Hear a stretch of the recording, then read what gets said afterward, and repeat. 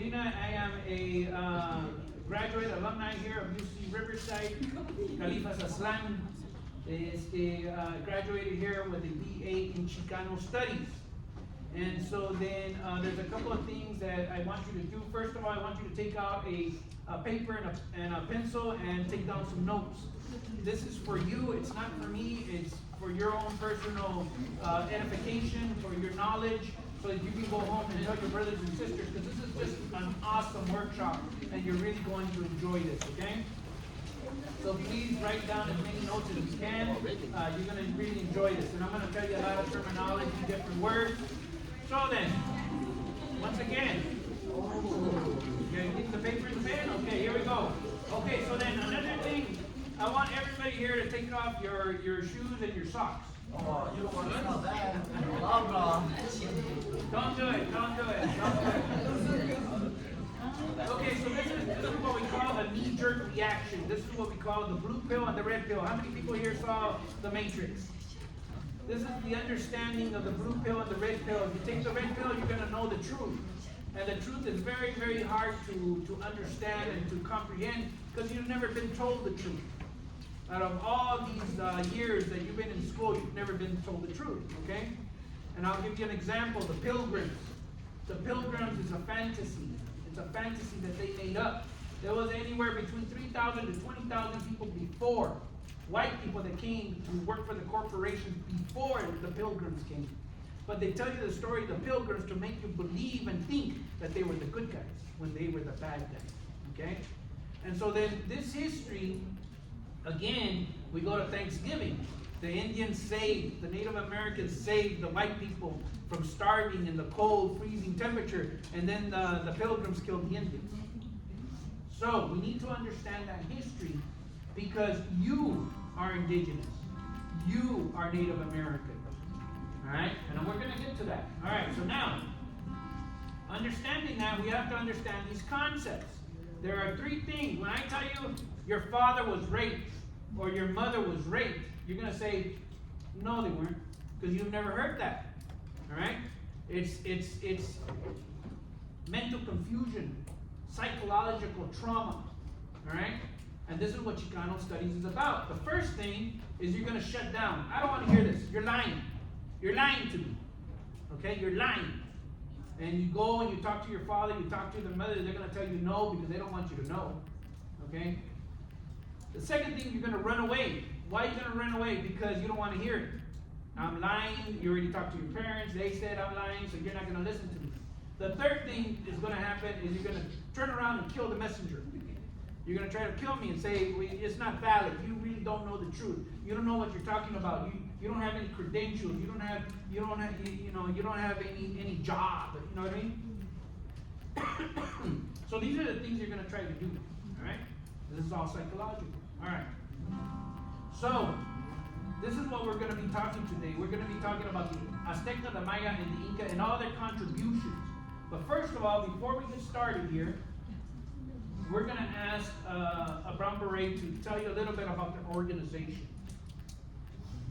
Hello everyone, my name is Chamali. I am a brown beret. I am a 33-year veteran of the brown berets, in fact.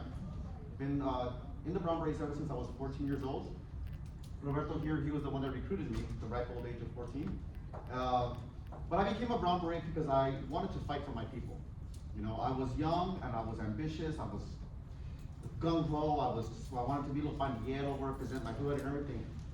And he came around and he said, you know what, instead of representing the street, why don't you represent your people?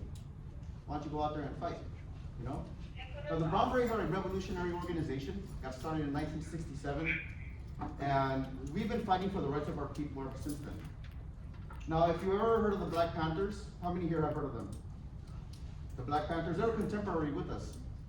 What about Malcolm X? Martin Luther King? Right? Cesar Chavez, all of them, right? During that time, there was this movement of people fighting for their rights, for civil rights in this country. Because during that time, we didn't have Chicano studies. We didn't have professionals. They would put us in menial jobs like, you know, housekeepers and nannies and landscapers and in the fields. But they treated us like trash. And people said, you know what, we want to fight for ourselves, we want to have a better education, we want opportunities. And organizations like the Brown Berets started to fight for that. They were militants, and the word militant means to fight aggressively for something. It doesn't mean to pick up a cohete and start shooting everybody. It means to fight aggressively for something, what you believe in. And the Brown Berets were those kinds of militants. They fought for Chicano studies. They fought for this program to be here on this campus. As a matter of fact, Roberto here, he was part of this 34 years ago, 35 years ago, when he first came to this campus. There was no Chicano studies department here. He was the one that helped bring it all here. Because there weren't even a lot of Chicanos on this campus. There was like what, 100, maybe 50, 100 students that were Chicano. And they started recruiting youth, and this is where this conference comes from. I was here at the very first one when I was 15 years old. Up in Big Bear, they had it way over there, you know? Because they didn't even want it on the campus. The Chicanos had to fight for it. They had to fight for everything that you got. And that is what we want to inspire all of you, and to let all of you know that you need to fight for your people.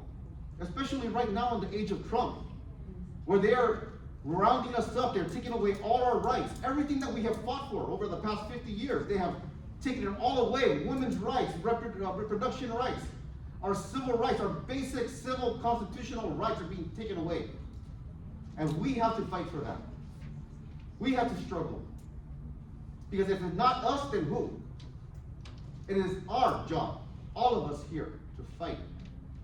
To be proud of who we are. And never give up that fight. To go out there and represent our people. So we want to encourage you all here to be leaders. To take everything that he's going to say right now to heart. To listen to this, to be proud of who you are. And build on it. And say, I'm going to do something more. I'm going to go out there, I'm going to march on those streets, I'm going to protest, I'm going to fight for my rights and the rights of my children and my grandchildren and my abuelitos that are still here right now, because they're even deporting our abuelitos and abuelitas. We have to do that. If not us, then who? Now, we are a matriarchal organization. We are women-led. I am a leader in this, but I am a lower leader. The women are the ones that are in charge of this organization. You know, and it is beautiful because if you look around, the majority of you are women here, right? It's women who uphold this movement. It is women who are fighting for us. And so we want to encourage you women to also get up and fight. Now here is our subcomandante. Her name is Capitana Este. And I want to let her give a few words to speak about the matriarchy and about how we are, you know, about what she has done for the movement. Thank you.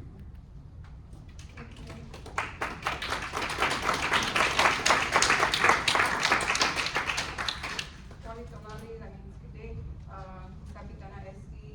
I've been in Brown Beret for 4 years, going on 4.5 now, and I can't say anything else besides fulfilling. It's life-changing. I got tired of pretty much staying at home and not doing anything and just scrolling on my phone, looking at all these problems, you know, that just keep coming every day, and it's a lot of shock value. So, you know, I finally found the Brown Berets online, and I was back in around 2020. I did my research, and then about a year later, I joined them. And we tackle pretty much so many issues, I can't even count, but just to name a few. You know, we help police brutality victims, their families who have lost people, their family members to police violence, try to do gang intervention by, you know, focusing on our high school youth and giving them, you know, something to look up to, and also educating people on our history, because a lot of our history is hidden, right? Those are just a couple of things. We also have quarterly food and clothing drives to the most, you know, underserved and privileged communities out here. San Bernardino and LA are the main places that we go and distribute food and clothing. And it's all mutual aid. It's all grassroots. We are self-funded, and if you guys want to look up more on the Brown Berets, we have our website, brownberetorganization.com. We're also on all platforms. You can literally find us on Instagram, Facebook, TikTok, YouTube, and then our recruitment process is on our website if you guys are interested as well. Thank you guys for being here today.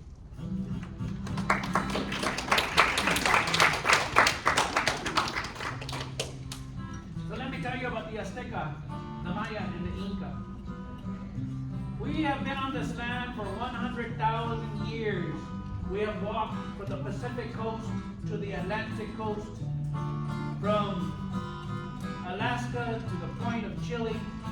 Back and forth we go, where she stops, nobody knows, around and around she goes. Órale, pues. And if they were to cross across the border tomorrow, we'll be back the next day. Órale. So we know how to get across that border. Underneath, around, or over, whatever. Because this is our land. We have been here for 100,000 years. We are indigenous to the land. Los Aztecas, Aztlan. Where is Aztlan? A-Z-T-L-A-N. Aztlan. This is your first word. Aztlan is where the Aztecs come from. They come from right here, from California, from Arizona, from Utah. We are related as indigenous people to the Lakota, to the Anasazi, to the Hopi. We are related to the Pueblo people. So they left here in 1111 AD. They got a prophecy, an understanding. And the prophecy said, leave this place and go find an eagle sitting on top of a cactus. And that's where you will build a great civilization. And so they walked for 160 years looking for this symbol. They were walking from Utah, from California. And they found it in a little place called Lake Texcoco, which is underneath Mexico City today. And this little island, this little city, was a marsh. And they built a great giant temple called Tenochtitlan. Tenochtitlan, just like it sounds. Tenochtitlan. And this city lasted from 1325 all the way through 1521, for close to 200 years. And so los Aztecas, the Aztecas are from here, from Aztlan. That's why we call this place Aztlan, as Chicanos. And so we are like the birds and the monarch butterflies returning to the land of our ancestors. Yes. Now, the güero, the gringo, the gabacho, whatever you want to call him, the Anglo, he says, you can't come here. But that's like putting an invisible wall up in the air and saying, hey, you birds, you airbacks, you can't come over here. Qué pendejadas, ¿verdad? Simón, yes, we are from here. And so who are los Aztecas? They were called the Mexica. This is another word for you. M-E-X-I-C-A, Mexica. Mexica. Everybody say Mexica. They were the last of 7 tribes. And that's how you get the word Mexicano. Mexicano. That's where it comes from. The Mexica. They spoke a language called Nahuatl. And the conquistadores came and destroyed the city of Tenochtitlan. And of course, the Spanish, they talked all kinds of madness about us. That we were heathens, dogs, animals, savages, barbarians. This is what they said about us. And they said that we tore out hearts and ate them like Hannibal Lecter. Puro pinche pedo, raza, no se creen. These are the lies that they told about us because they wanted the gold, the silver, the land, and they made us into slaves. Hernán Cortés, General Hernán Cortés said, tenemos una enfermedad. We have a sickness. Y no más se puede curar con el oro. And it can only be cured with gold. So their soul was rotten through and through. Their soul was filled with greed and avarice and covetousness. They had a black heart. They didn't believe in God. They didn't believe in Christianity. They were ravaging dogs, wolves.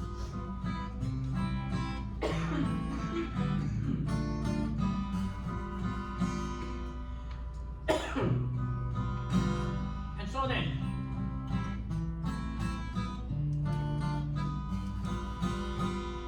what did they create? They created, our indigenous forefathers created el elote, the corn.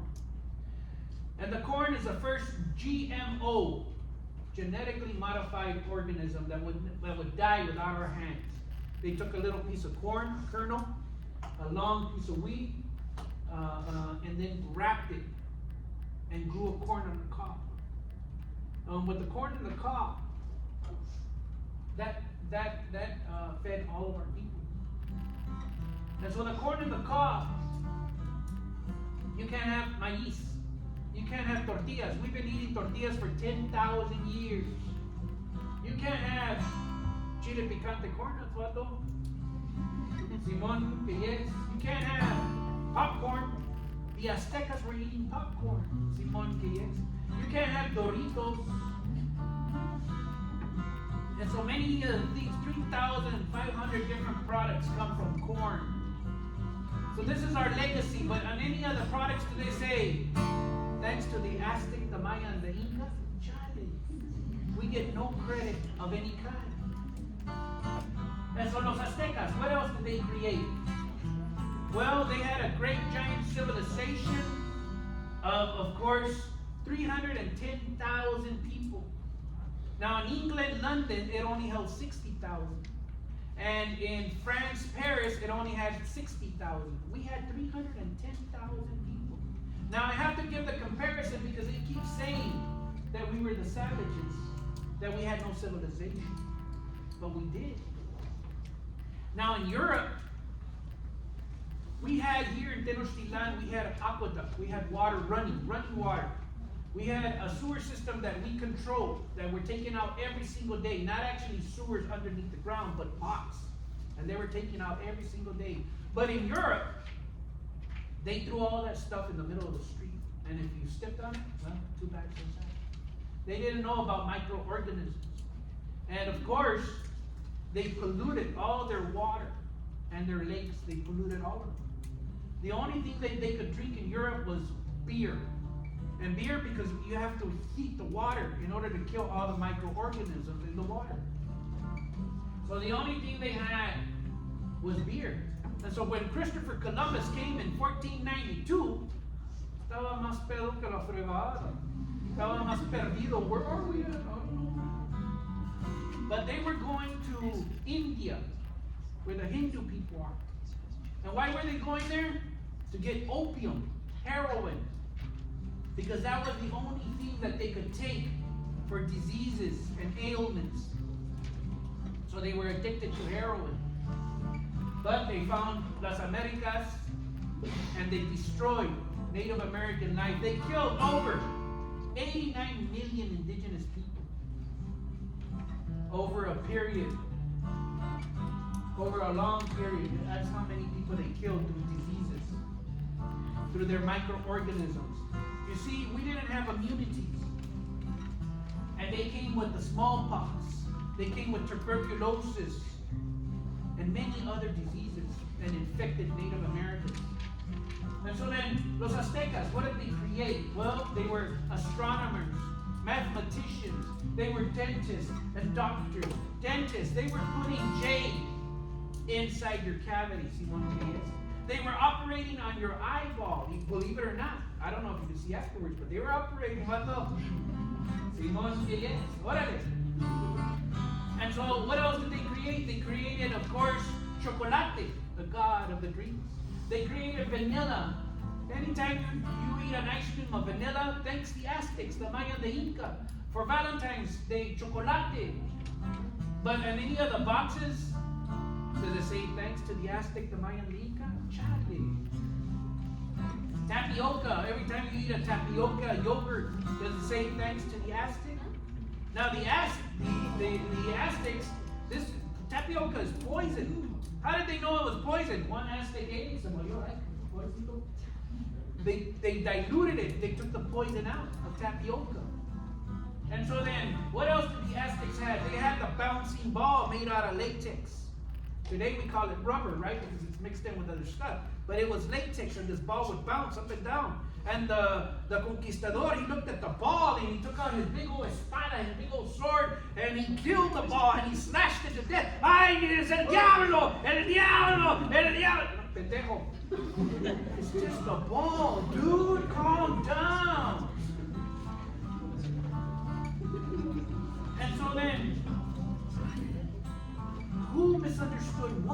¿verdad? And they had a baseball, they had a ball game, and they created the first knee pads, the first elbow pads, the first helmet. But on any of the football games, basketball games, baseball games, does it say thanks to the Aztec, the Maya, and the Inca? Nothing. We are an invisible people. We don't exist in American history. And what is American history? American history should be retitled white history. See, because they take this word America. America is the continent. It doesn't belong to one race of people. Right? Well, we always hear, oh, los americanos. No, they're white people. Colonists, invaders that came here, and indigenous people accepted them with love. And what did they do? What did they do? They dug up the graves of Native Americans and took out the gold from their teeth. But they called themselves Christians. And so then, los Aztecas, what else? What else do you know that a lot of the states are either in Nahuatl? The Aztecs spoke Nahuatl. They're Nahuatl. Cali, California. C-A-L-L-I means foundation. The foundation that is next to the water. It is Cali. The Spanish added the flower. Arizona is a Nahuatl word. It means where the silver is. New Mexico, New Mexico. Yeah? Think about it, right? Texas is a tribe. Utah is a tribe. Kansas is a tribe. Chicago is the Confederation of Chicago. The Confederation of Miami. Those were indigenous tribes. Dakota means friend. Massachusetts means the Black Hills. Minnesota means where the water reflects the sky. These are all indigenous words. Your words. Because we are indigenous. We belong here. We are from here. And so then the Maya created the zeros, the mathematical zero. And without the zero, you can't go to the moon. You can't have your iPhones and computers and television. You can't have nothing, none of it, if it wasn't for the Maya. But on any of the boxes, does it say thanks to the Maya? I went to college in the desert. And on the wall was all these gringos, faces of all these gringos that created calculus and algebra. But it would destroy their whole ideology, their philosophy, everything. It would destroy everything. If you just put a little indio, a little pretito indio sitting on top of a zero, oh no, we can't have that. No, no, no, no. Right? Because it destroys their whole history. That they were the inventors when they were not. Mathematics, they got it from the Arab people, the Muslims. So a lot of this history, they don't even tell you. And so then, the numbers 1, 2, 3, 4, all of that comes from the Arabs, the Muslim people. The zero comes from the Mayan. Eh? Okay, miren. Alright, so then, the Mayan. The Mayan had a 3D calendar temple. There was 4 sides, 91 steps on each side. That's for each day. On top of the pyramid, that's 364 days. On top of the pyramid, the plateau is at 365 days. Alright? So that's a 3D calendar. And they were so ingenious that when the sun rose, it would come around and hit the mountaintop. The mountaintop would send a shadow of a snake, the head of Quetzalcoatl, to the tip of the temples. And the shadow would crawl up the steps of the temple or come down the steps of the temple on the equinox. Now what kind of mathematical genius is that? To build a whole temple according to the sun and the stars. But did they tell you any of that? Charlie. None of it. Of course, the Inca created the papa, the potato. Which one's the Mexican potato? The jicama. And so then, there's 3,000 different types of potatoes, Simon Keyes. And they created beef jerky. They took out all the water from the meat and created beef jerky. They created the barbecue, believe it or not. They created the clam bake.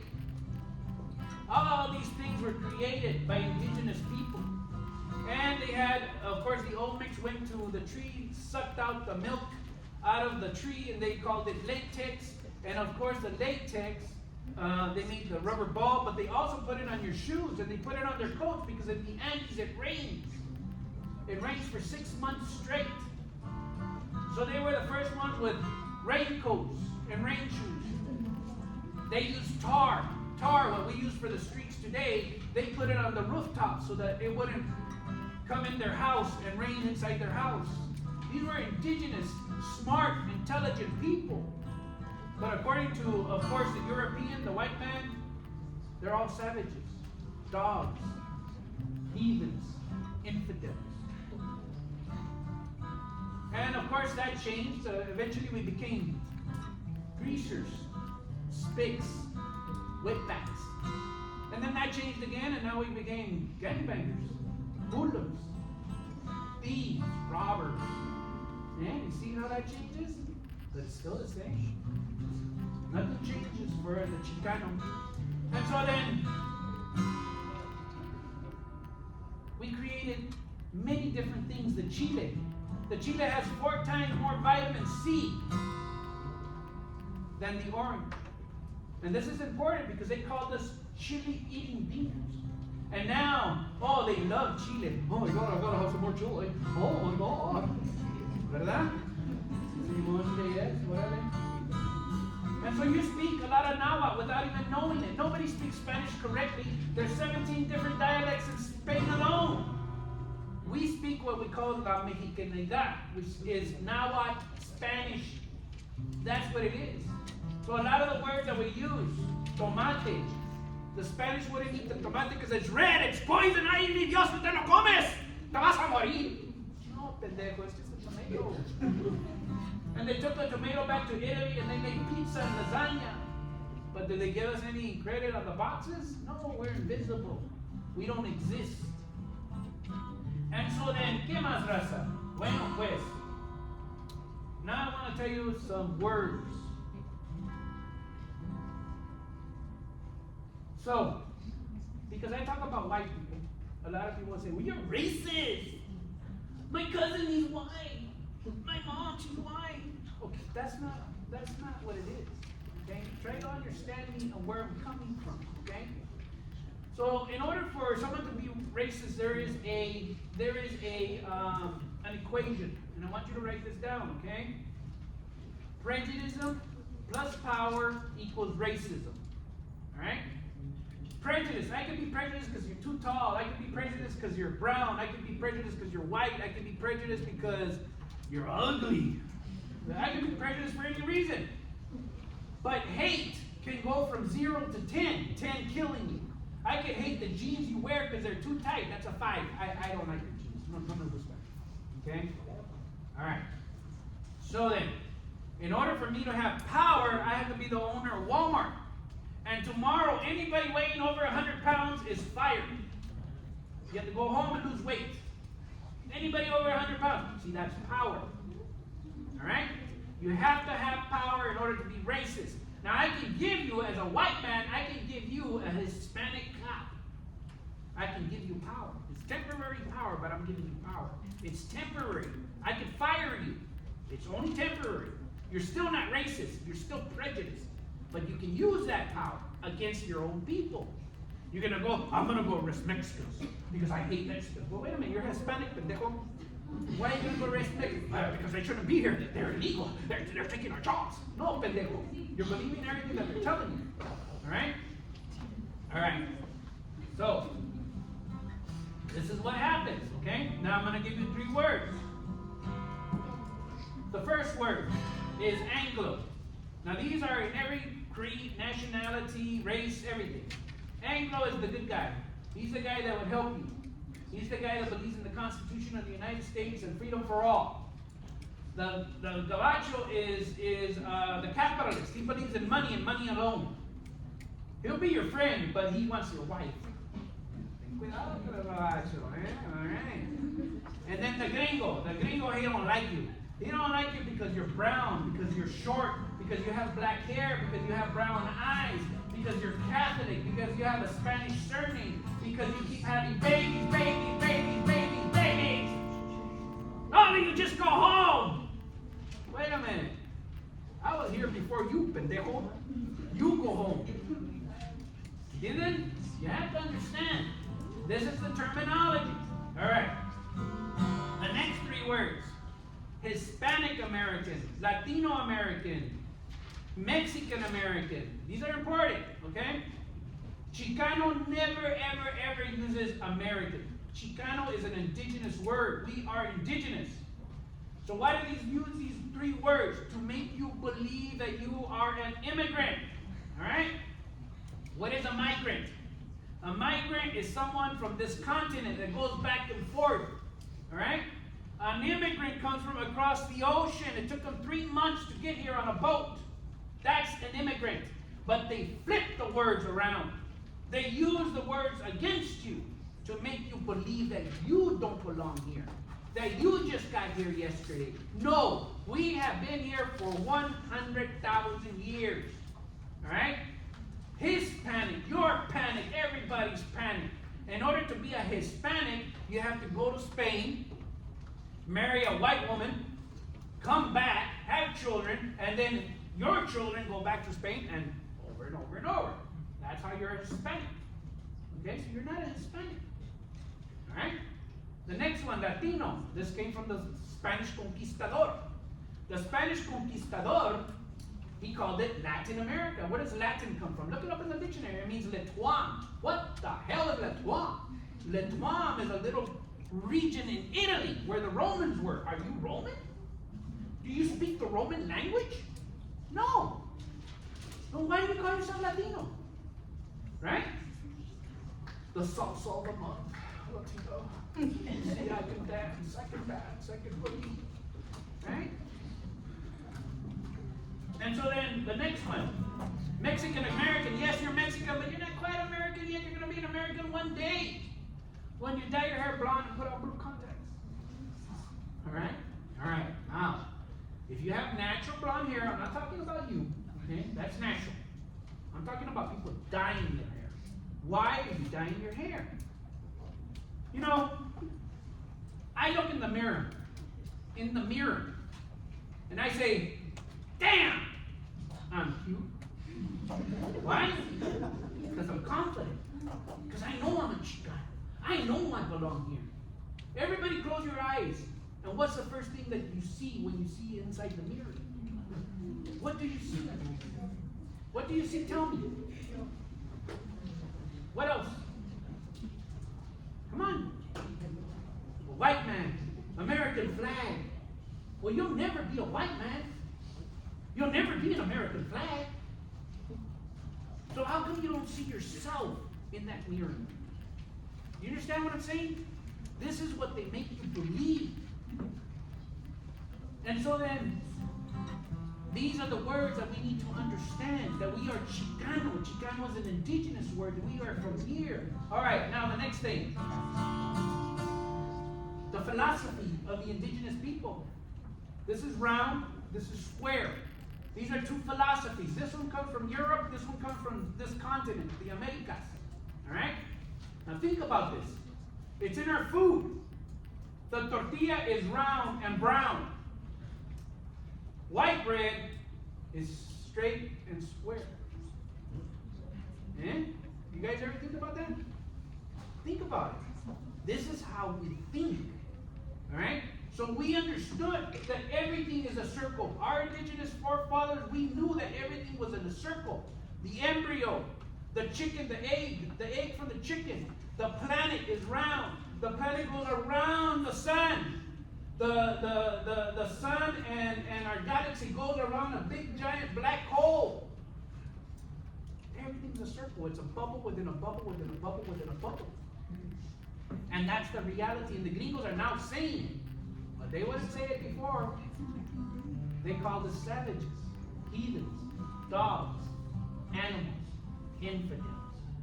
Because they didn't understand none of our ways. And so then, this is the indigenous concepts that we understand. And that you have to understand. So Chicano studies is understanding your past. Now, what is a Chicano? A Chicano acculturates.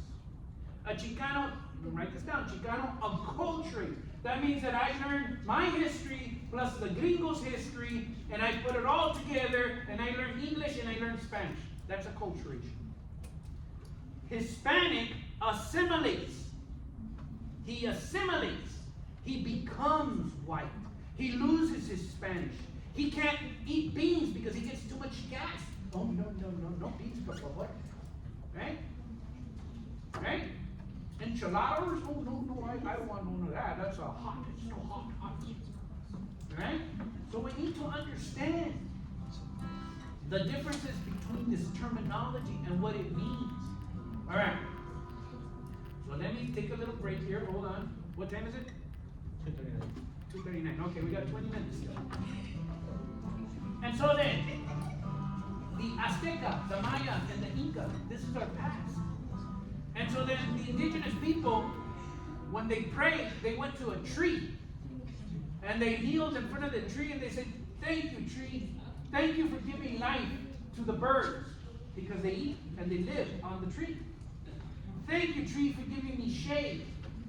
Thank you, tree. Now, I'm sorry, but I'm going to have to cut a couple of branches so I can start a fire and be warm tonight.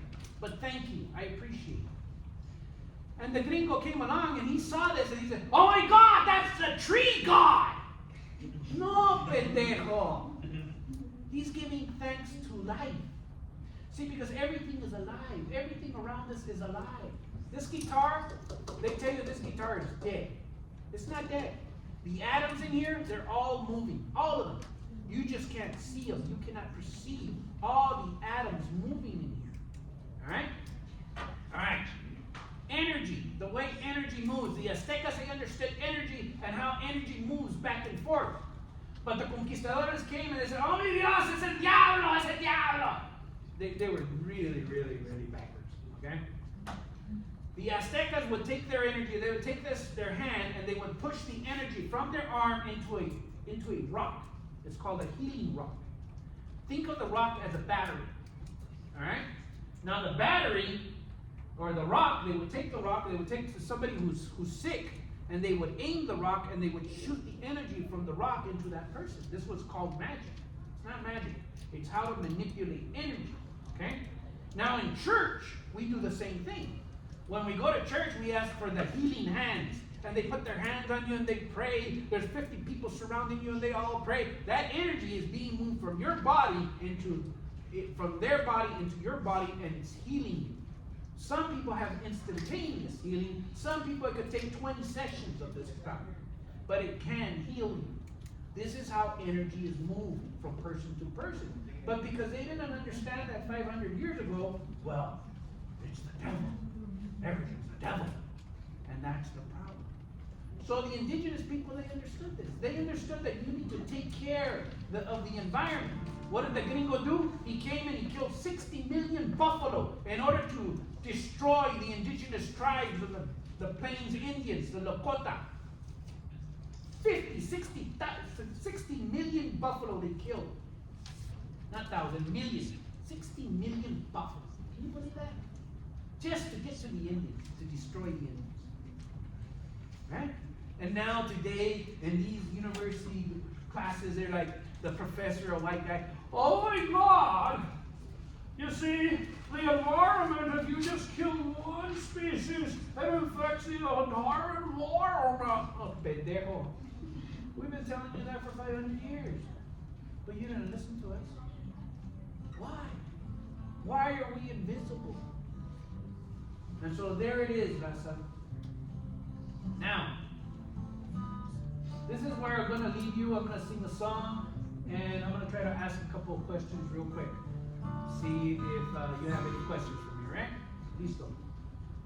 Gente valiente, gente que nos vamos a la lucha, escucha, escucha que la tierra es chicana, y me levanto con la mañana, y sé que soy hijo del sol.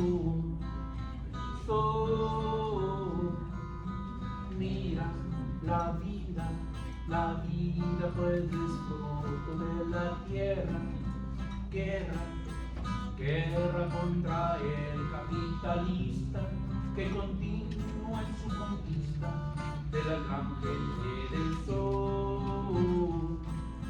So,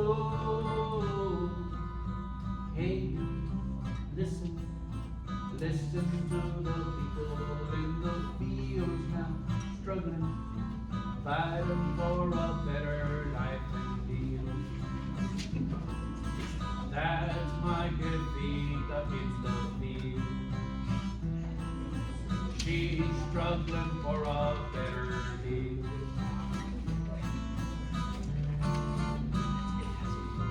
Que no sabes que soy vasto loco, me importa poco,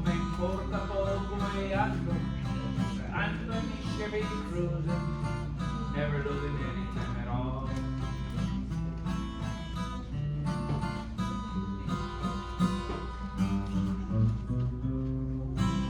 ¡Órale!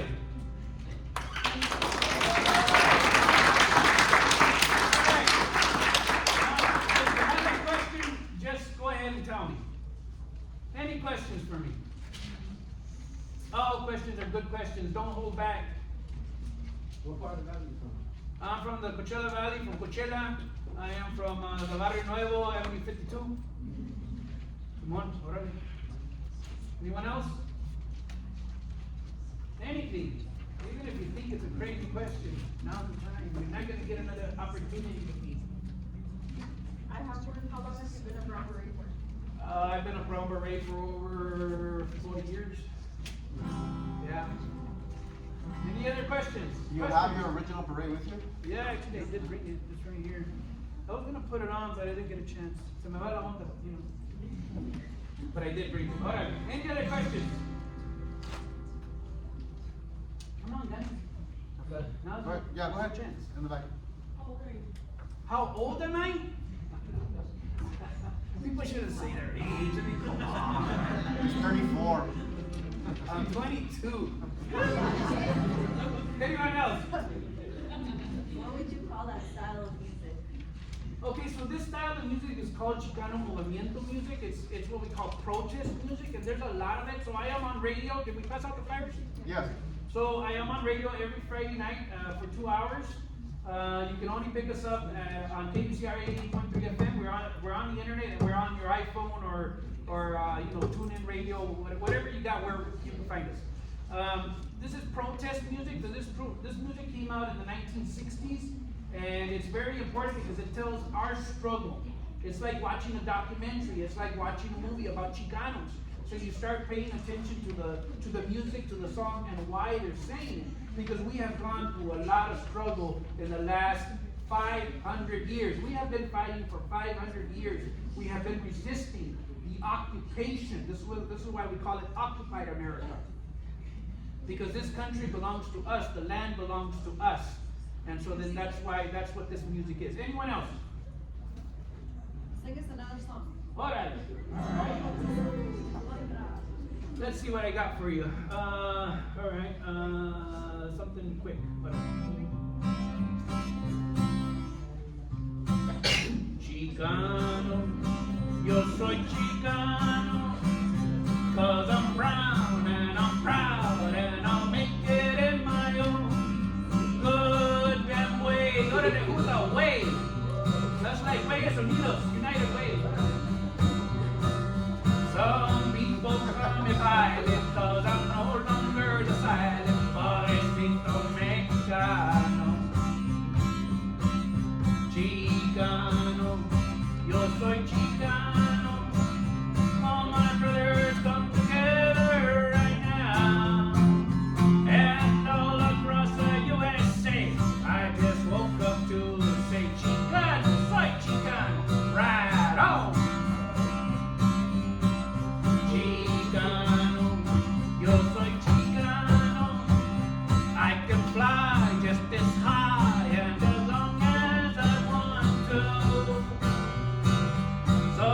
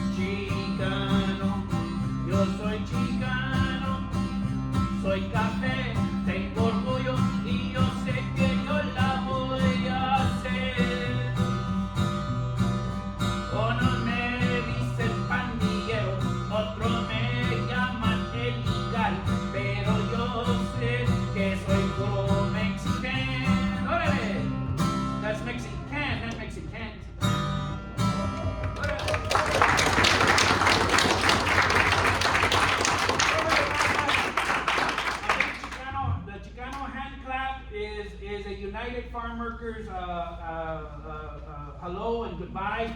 It is for unity. It reflects the heart and how the heart beats. So one of us starts, people start joining in little by little by little. It gets faster and faster and faster. And that is the Chicano unity hand clap. You guys ready?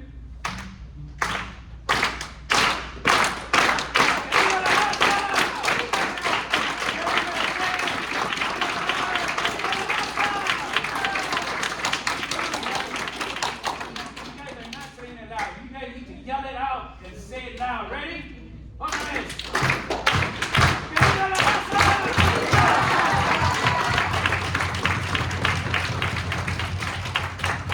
Thank you all for coming. And if you have any questions or anything, or you just want to come up here and touch me and take a picture,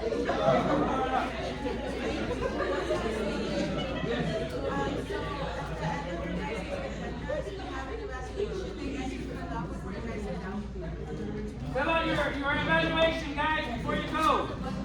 Please turn it in.